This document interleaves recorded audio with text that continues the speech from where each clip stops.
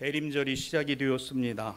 대림절 또는 대강절 기간은 성탄과 연결되는 4주간으로 2000년 전에 오신 주님을 오늘에 기억하며 주께서 약속하신 다시 오실 주님을 기다리는 교회의 신앙 절기입니다. 이 절기의 색상은 보시는 대로 보라색입니다. 오늘 이 보라색은 황제의 색이기도 합니다.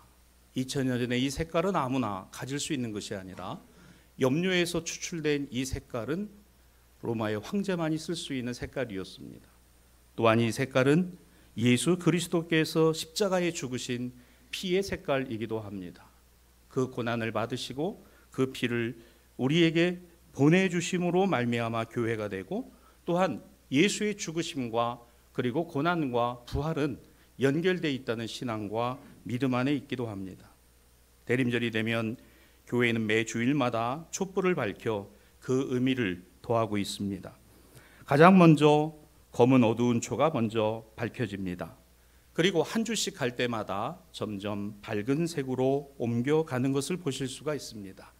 그런데 이 초의 색깔의 맨 마지막에는 하얀색 초입니다. 어둠으로부터 밝음으로, 흑암으로부터 생명으로. 오늘 그래서 교회는 바로 이 초를 통하여 예수 그리스도의 오심을 기다리고 준비함을 보게 되는 것입니다.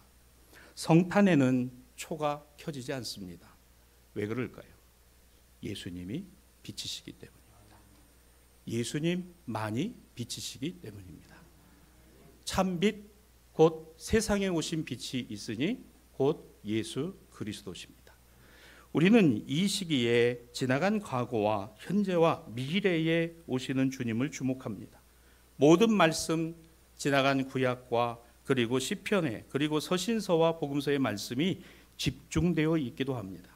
오늘 구약 본문 예레미야 33장 14절과 15절의 여호와의 말씀이니라. 그날 그때에 내가 다윗에게 한 공의로운 가지가 나게 할 것이다 라는 말씀이 나와 있죠. 다윗의 의로운 줄기로 오시는 메시아, 곧 주님이 오신다라는 예레미야의 예언의 말씀입니다. 신약 본문인 데살로니가전서에서 사도 바울은 이미 오신 나사렛 예수가 그리스도시요 우리의 주님이시다라는 사실을 분명히 적고 있으니, 데살로니가전서 3장 13절 너희 마음을 굳건하게 하시고 우리 주 예수께서 그의 모든 성도와 함께 강림하실 때에 이미 오신 주님은 다시 오실 주님이시라는 사실을 명확하고 분명하게 교회에 가르쳤고 전했다는 것입니다. 오늘 이 대림 첫 주일 예배의 자리에서 우리에게 주실 하나님의 말씀과 성찬 안에 우리에게 오신 주님으로 기뻐하고 다시 오실 주님을 기다리는 은혜와 평강이 충만하시기를 주님의 이름으로 축원합니다. 이처럼 오늘 본문 예레미야와 데살로니가 전서 누가복음은 이제 오실 주님과 다시 오실 주님에 관한 말씀이죠. 교회와 그리스도인들은 이를 기뻐하고 기다리는 것입니다. 말씀은 하나님의 말씀 안에 있습니다. 우리에게 말씀은 오직 하나님의 말씀만이 말씀인 것이죠. 이 말씀은 우리에게 읽혀지고 보여지고 듣게 된 선포된 말씀이기도 합니다. 그러나 더 중요한 것이 있어요.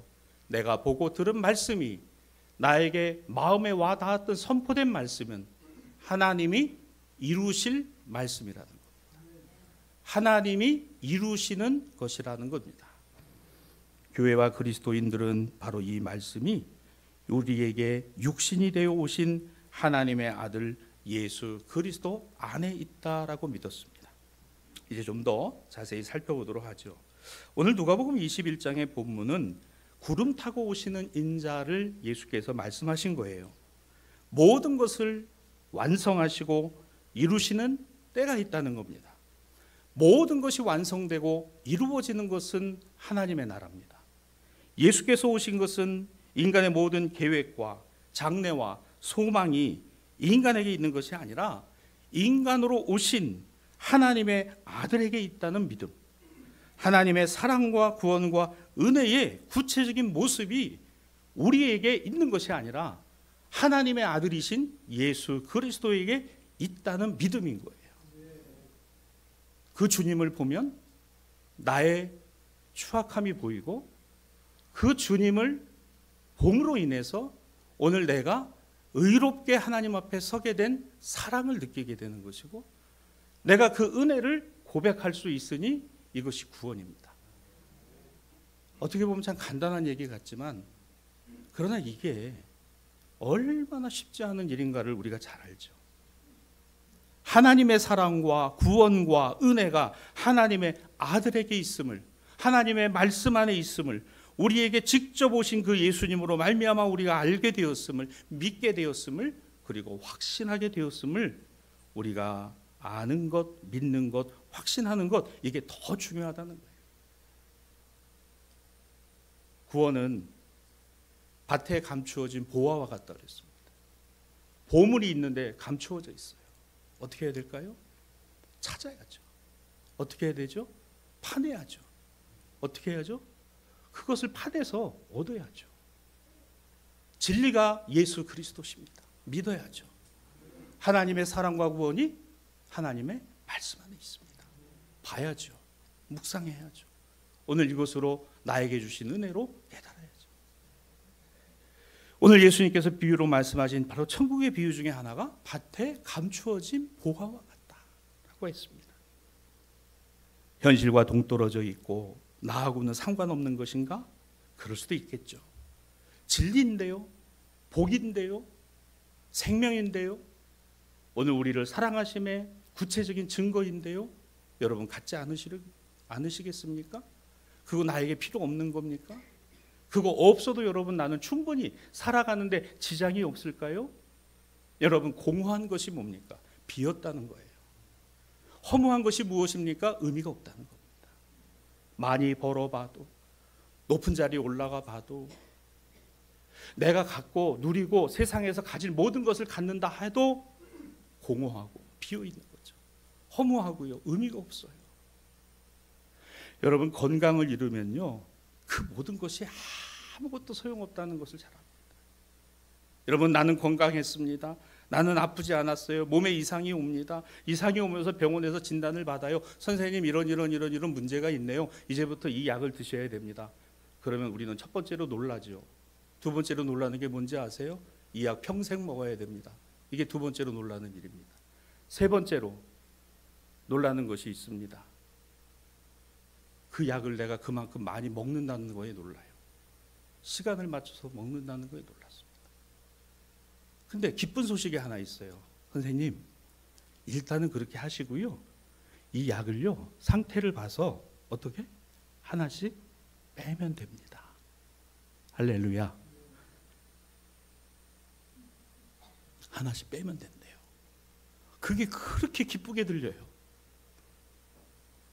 당신은 죄인입니다. 당신은 죽습니다. 당신에게 영원한 생명이 없으면, 하나님 자녀가 아니라면 영원한 멸망에 처하게 됩니다. 어떻게 해야 되나요? 저는 그래야 됩니까? 제 인생이 그런 건가요? 아닙니다. 한 가지 방법이 있습니다. 기쁜 소식이 있습니다. 예수 그리스도가 나의 생명이고 구원이 되어 주십니다. 이게 아멘이 된다는 건요, 이게 믿음이에요. 오후에 우리 믿음의 내용에 대해서 살펴보겠는데요, 오후 예배 때. 여러분, 이 믿음은요, 내가 옳습니다가 아니에요. 그 옳음을 내가 알고 믿게 된 확신입니다. 내가 옳다. 여러분, 어떤 사람은 재물이, 어떤 사람은 재화가, 어떤 사람은 돈이, 어떤 사람은 권세와 권력이 믿습니다가 되는 사람들이 있죠. 우리는 달라요. 우리는 오직 예수 그리스도만이. 그 주님이 누구십니까? 나의 축복입니다. 나에게 주신 하나님의 은혜입니다. 그래서 오시는 주님과 다시 오실 주님에 대한 하나님의 말씀의 약속을 오늘도 우리는 여전히 믿고 붙들고 살아가는 것이니, 이 대림절은 바로 그렇기 때문에 오신 주님과 다시 오실 주님을 하나님의 말씀 안에서 내가 영하고 붙들고 확신하는 것이에요. 그래서 이 대림절기가 우리에게 감사가 되고 기쁨이 되고 기대가 되고 소망이 되시기를 주님의 이름으로 축원합니다. 근데 우리 삶의 현실은 어떻죠? 불안정합니다. 불안합니다. 염려와 걱정이 참 떠나가지 않습니다. 혼란합니다. 가만히 보면 예레미야 시대 때도 그랬습니다. 예수님과 바울의 시대 때에도 그랬습니다. 혼란했습니다. 어수선했습니다. 아니 어쩌면 그때는 먹고 살기 힘든 정도가 아니라 예수를 믿고 살아간다는 것 자체가 삶을 보장할 수 없는 그와 같은 시대이기도 했습니다. 바로 예수님과 바울의 시대이죠. 그런데 그때마다 하나님의 말씀이 있었고 그 하나님의 말씀이 사람의 입을 통해서 전하여지고 전도되어지고 세워지고 있었다는 거예요. 사랑하는 여러분, 오늘 무엇을 들으려고 이 자리에 와 계십니까? 목사의 설교입니까? 목사가 설교 말 잘하는 거 듣기 위해 와 앉아 계세요? 왜 껍데기만 보고 계신 거예요? 하나님의 말씀을 들으세요. 하나님 말씀이 내 귀에 들려 내 마음속에 와서 닿지 않으면 나에게 주시는 말씀이 아닌 거예요. 나하고 상관없다. 나하고 그건 상관없는 것이다. 예수님 오셨다. 세상 사람들이 기뻐하며 춤을 추고 성탄의 장식이 일어나고, 여러분 그러한 것들을 통해서 야 이제 연말이 오는구나. 여러분 세상에 믿지 않는 사람들은 성탄 트리를 보면서 생각하는 게 딱 하나 있어요. 이제 12월 25일은 노는 날이구나. 이거 하나. 또 하나, 이제 올해가 저물어 가는구나. 이거 둘. 우리는 그게 아닙니다. 우리는 그걸 통해서 예수 그리스도의 오심을 기뻐하고 다시 오실 주님을 기다리고, 이게 교회 신앙관이죠. 뭐가 있기 때문에? 믿음이 있기 때문에요. 예레미야 시대는 바벨론의 나라가 망했습니다. 예루살렘 성전은 파괴가 되었고 왕과 지도자들은 살해를 당하고 포로로 끌려가고 수치를 당하고, 절망 가운데 있는 이스라엘 백성들 삶의 목표가 없어요. 허무합니다. 공허합니다. 포기 상태에 이르렀습니다. 그때 무엇이? 하나님의 말씀이 누구를 통해서? 예레미야를 통해서 던져진 것이고 선포된 것이고 주신 것이에요. 시간이 지났습니다. 예수님 오시기 19년 전에 유대의 헤롯 왕은 유대인의 환심을 사기 위해서 예루살렘 성전을 중축해 가고 있었어요. 가장 화려하게, 그래서 솔로몬의 성전에 버금가는 성전을 짓겠다는 목표로 지어가고 있습니다. 황금으로 문을 만들었어요. 여러분이 황금이 그 유명한 고린도에서 가지고 온 황금으로 도배를 했습니다. 그리고 그 지역에서 나고 있는 대리석 기둥들을 터키에서 옮겨와 가지고 성전을 장식합니다. 금으로 포도나무 장식을 하고 황금으로 만든 문을 만들었습니다. 내가 이 건축을 함으로 인해서 우리와 이 헤롯과 이 자녀들이 다 복을 받는 거라고 생각을 했습니다. 그런데 그 시대에, 그와 같은 때에 예수께서 탁 이 땅에 오시게 되었다는 거예요.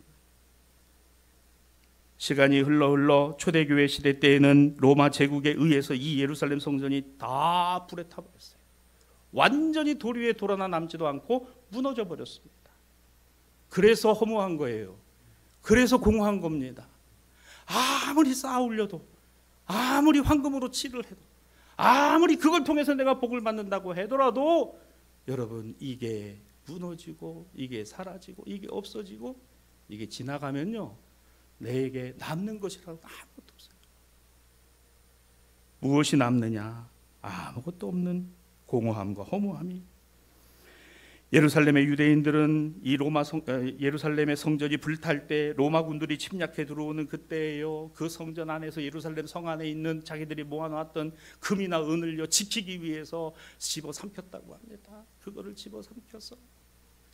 그런데 로마 군인들은 예루살렘 성 밖에 진치고 있다가 이 유대인들이 이 불에 그냥 뜨거워서 뛰어나오면요 그 사람들의 목을 베고, 그리고 죽은 시신에 배를 갈라서 그들이 삼킨 금이나 은을 전부 끄집어냈다.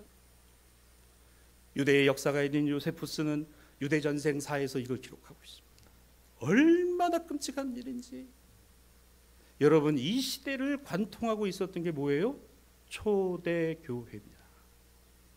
이런 혼란하고 이런 시대를 목도하면서도 오직 예수 그리스도만이 우리의 주님이시다를 지켜낸 것이 초대교회였다는 거예요. 그게 데살로니가전서입니다.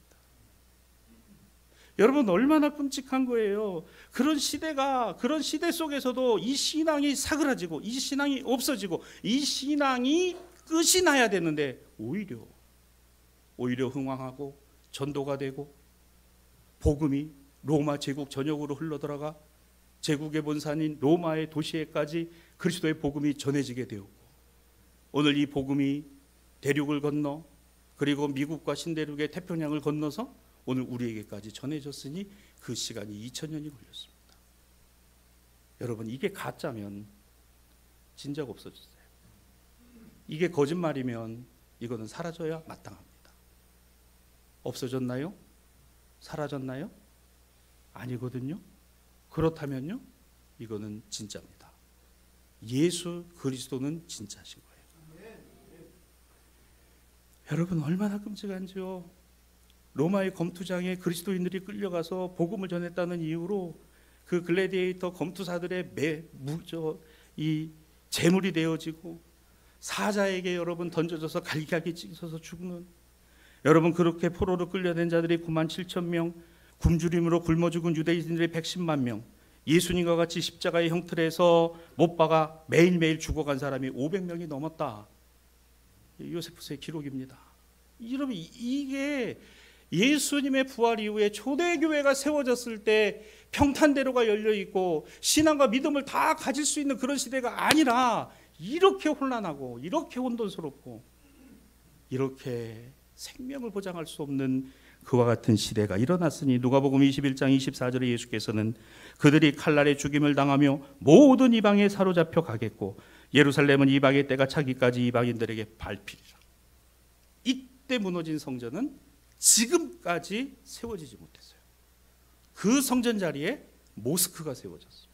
그게 예루살렘의 황금돈 사원이에요. 지금까지 주님의 말씀입니다. 바울은 알았어요. 성전, 너희 안에 예수 그리스도가 계시면 너희가 성전이라. 그래서 성전을 품고 살아가는 사람을 뭐라 그래요? 성도라고 하는 겁니다. 교회만 다니면 교인이에요.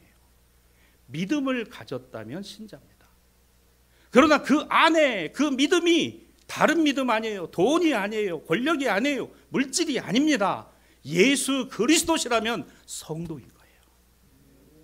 저는 우리 대사교회가 교인의 공동체, 신자의 공동체를 넘어 성도의 공동체인 줄로 믿습니다. 예수 그리스도 그 주님이 내 안에. 여러분, 우리가 주목할 것은 바로 이 하나님의 말씀이에요. 말씀은 1.1획도 바꿔지지 않았습니다. 없어지지 않았습니다. 본문 25절 27절입니다. 1월 성신에는 징조가 있고 땅에는 운동이 일어나고 사람들은 무서워하고 두려워하고 하늘의 권능이 흔들리는 것을 보겠고 바로 그때에 사람들이 인자가 구름을 타고 능력과 영광으로 오는 것을 보리라. 여러분, 이 말씀을 얼마나 많은 이단들이 언제 예수가 다시 오시고 내가 재림 예수라고 이야기를 하고 지금이 그때라고 이야기를 하는지 우리가 수도 없이 들었어요. 여러분, 이 말씀을 정확하게 봐야 합니다. 오늘을 살아가는 우리는 안정된 세상이 아닙니다. 완전한 세상도 아닙니다. 균형 잡힌 세상도 아닙니다. 불안전하고 여전히 우리는 각 나라의 격변과 전쟁과 기후의 위기와 그리고 기아와 굶주림과 온갖 질병들 속에서 살아가는 세상을 우리는 목도하고 그 세상을 우리가 살아가고 있다는 거예요. 4차 산업혁명으로 산업화를 이야기를 하고 AI 시대에서 우리에게 유토피아를 이야기하는 것 같지만 인간은 그와 같은 것에 족쇄가 채워지고 우리의 자유함은 없어지고 오히려 그 시대 속에서 아무것도 할 수 없는 것과 같은 무능한 내 자신을 발견하는 공허와 허무만이 우리 안에 가득하더라는 거예요. 스마트폰이 있어서 좋았을 거라고 생각했는데 이것 때문에 말입니다. 한참을 가다가 생각해 보니까 스마트폰을 안 갖고 왔어요. 다시 가요. 이거 없으면 안 돼. 연락도 못 받죠. 이거 안 되죠.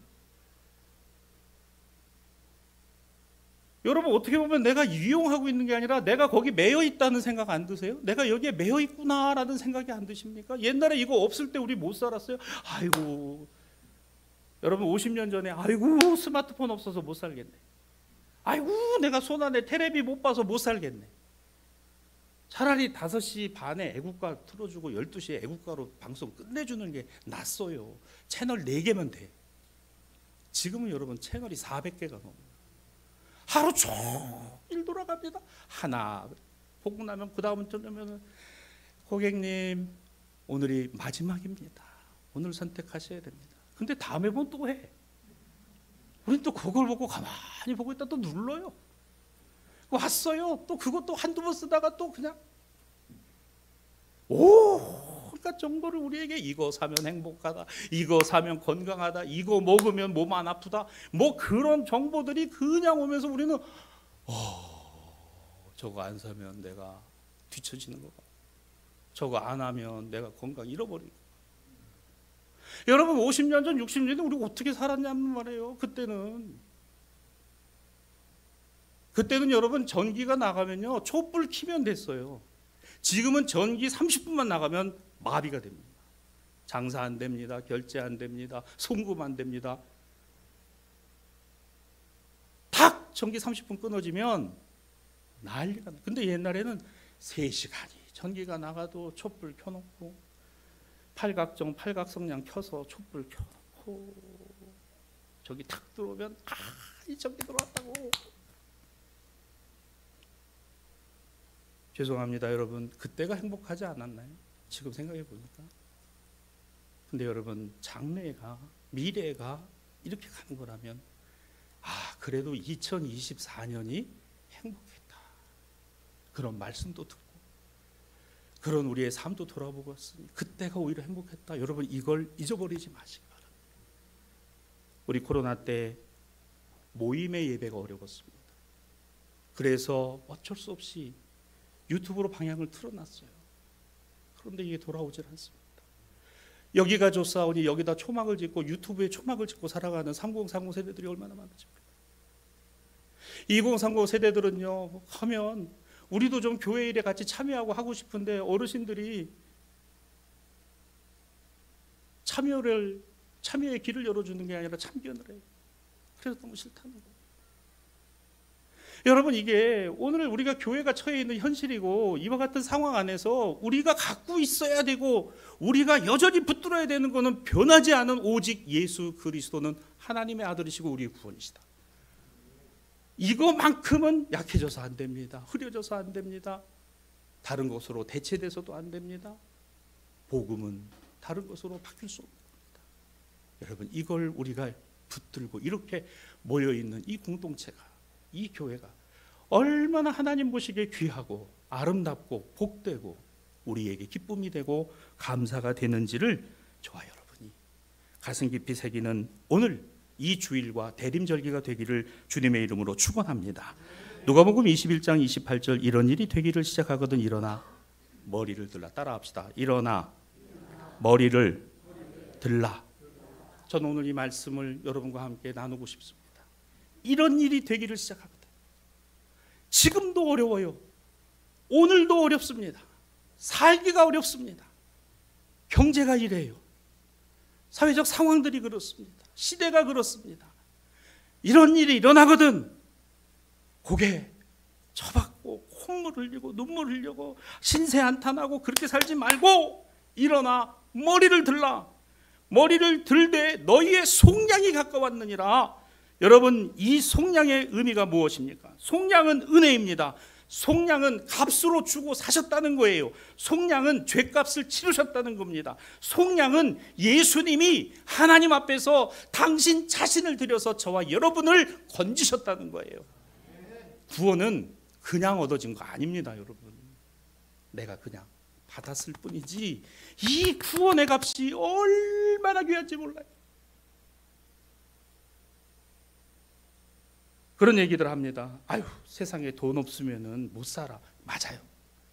그런데 더 중요한 게 뭔지 아세요? 생명이신 그리스도가 없으면 그 삶은 공허하고 허무하고 의미가 없습니다. 누가복음 1장 68절 찬송하리로다 주 이스라엘의 하나님 그 백성을 돌보사 속량하시며. 하나님의 속량은 그냥 속량이 아니라 예수님을 통해서 속량한 거예요. 여러분 그래서 우리는 하나님을 믿는다. 맞아요. 그러나 더 정확하게는 예수님을 그리스도로 믿어 하나님의 자녀된 겁니다. 그래서 예수교회예요.